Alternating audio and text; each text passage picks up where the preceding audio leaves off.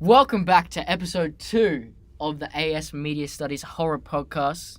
Back on popular demand with my two favourite people in the entire world, Joshua Emmanuel Corpus. Was good. And Keen No Middle Name Friel. Thank you. Yep. Now, this time, we're going to be tackling another question. And this question is... Thank you. This question is, how do my production skills develop over the course of the project? Now, the project was tough. It took a while. And when we started off with a preliminary task, we knew nothing. We knew nothing. We were using iMovie, no sort of skills, no knowledge or anything. And you can definitely see that in the final preliminary task. Oh, yeah, no, for sure. Me and Kian in the beginning didn't have any editing experience, so I guess, all of us kind of developed throughout that, and our final piece was pretty nice. Yeah, it was pretty difficult in the beginning because we've had no history with it, and trying to get the ropes of the editing software and picking which one to use for whatever scenes and stuff. So Yeah, we did have a pretty large selection. Yeah, it was quite. Yeah, we had quite a few softwares to pick from. We had Premiere Pro, Final Cut, and iMovie if you really wanted to. We just kind of picked the one we were most comfortable with, Of course. Exactly. The one that we thought was most user friendly. Yeah. Now, let's move on to editing the final product for me at least, getting to know the software. I know I did have some sort of experience with editing on iMovie. However, it was nowhere near enough for this caliber of materials. So I did adapt, and I learned many new things to do on iMovie, and that just increasing the appeal of my final piece. In my opinion, you guys find the same? Do you find it the same? Oh, yeah, for sure. I remember the first time I used iMovie, all I knew how to piece clips together, and that was pretty much it, and put a bit of transitions in them. Yeah, it was just titles in the beginning that I knew how to do. Yeah, and that was much. it. But throughout you can see how much we've developed, I guess. Yeah. Now, let's go into specifics of the software, because the software was the biggest part about editing. It was the biggest part, and now one of the main things is sequencing the shots. Mm-hmm. An example of this being Match on Action, etc. How did you guys find actually sequencing the shots?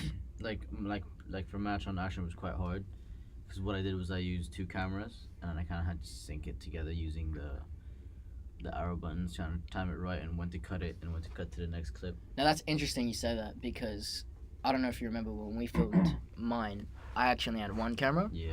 I had one camera, so Match on Action was very difficult. That makes it even harder. But how we prevented that is we had a discussion about this before. We filmed in a very dark location. Mhm. So I waited to the split second you, the main actor in the start, had entered into a dark area where it was harder to see what exact movement, almost impossible, or when you're out of shot. Mm-hmm. Because that kept the entire sequence fluent. It looked like you're running, the speeds were the same. However, that was... Clear your throat. However, there was no actual proper Match on Action just because of the limited equipment I had, which was the one digital camera. Now, next thing is the manipulation of text. Now, I know you guys did this. With your software, you could actually put a caption onto your bus file, onto the actual. Mm-hmm. Yeah. And that I would have loved to do that, but I couldn't in iMovie. So what I had to do is I had to put the text where I wanted it, put a backdrop of a green screen, and then green screen that text in. Yeah. It was easy to maneuver. I didn't actually maneuver much of it other than the movie title, The Patient. But I think it was a lot more work compared to what we did, which was just put in a title kind of thing.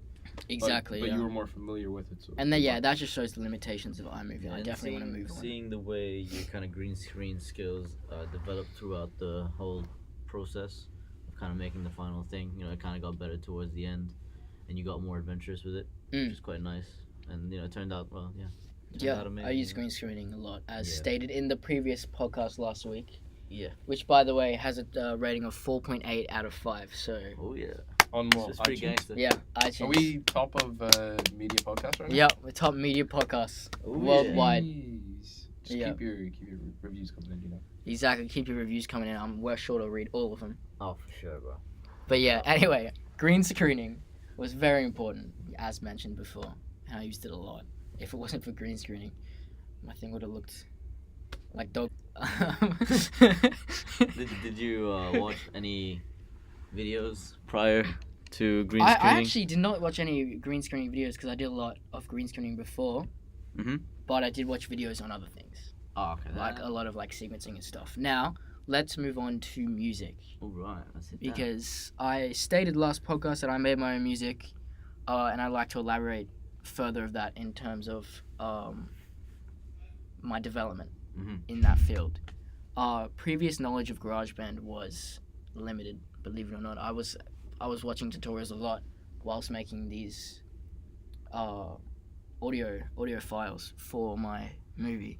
So my actual knowledge of the software GarageBand increased substantially throughout the project over 4 or 5 weeks, Oh yeah. something crazy like that.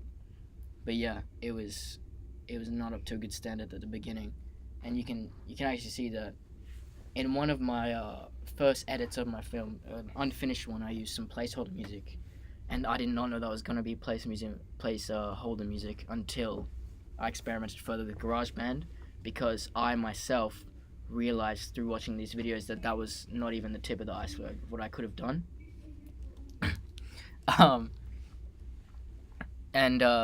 So my overall knowledge generally increased. And we'll link this back to editing through incorporation of the sound into the movie. Mm. That also is quite challenging, but another benefit of making your own music, it is more achievable Yeah. than royalty free.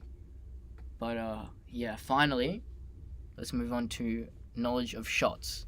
Oh, this is a juicy one. It's a juicy one. Now, the knowledge of shots we mainly learnt through taking classes in Yeah, media. of course. We all did further research at home. However, the main learning factor was definitely the classes.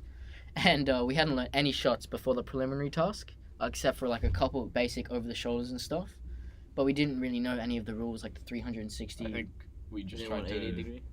Whatever it is, man. I Yeah. still don't know it. we just tried to really mimic what was happening in movies to try and make it look pretty good. Yeah, and as you can see throughout the film and everything we've made, we kind of incorporated most of those shots in there.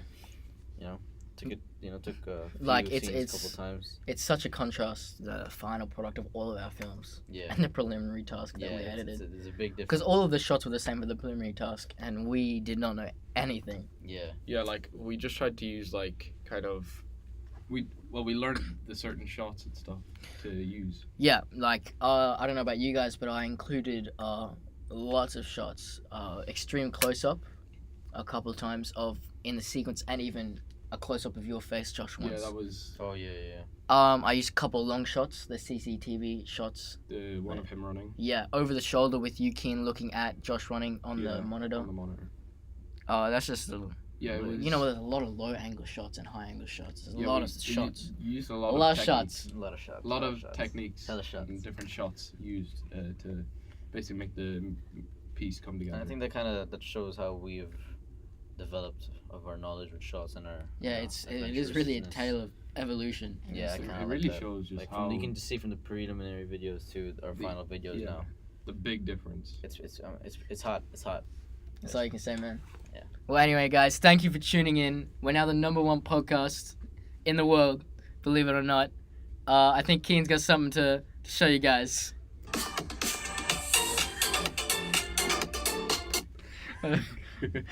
Right. Bye.